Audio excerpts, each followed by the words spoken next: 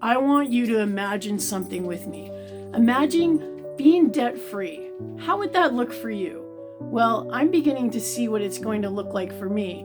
So, guys, this is part 3 of my 4 strategies of biblical teaching on how to get out of debt. And if you don't know me, my name is Tammy. I live in Edmonton, Alberta, Canada, and I teach people how to learn to make money online.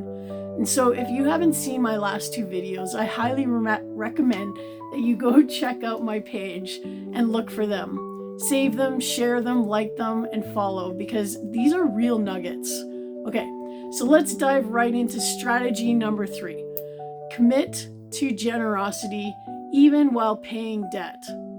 Guys, this was a hard one for me to remember, but luckily I have a God-fearing, beautiful husband that didn't forget this, even though I tried fighting him on it. He knew what was right in the eyes of God. And then I was reminded why this works.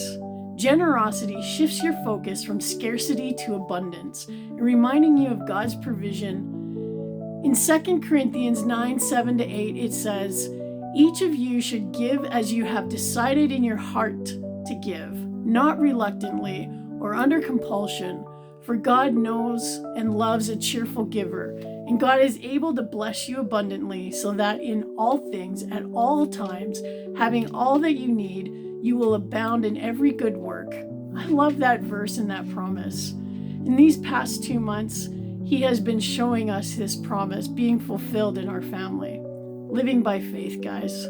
So step number 1, start small by giving what you can, even if it is just a few dollars towards tithes or a charitable cause that pulls at your heartstrings.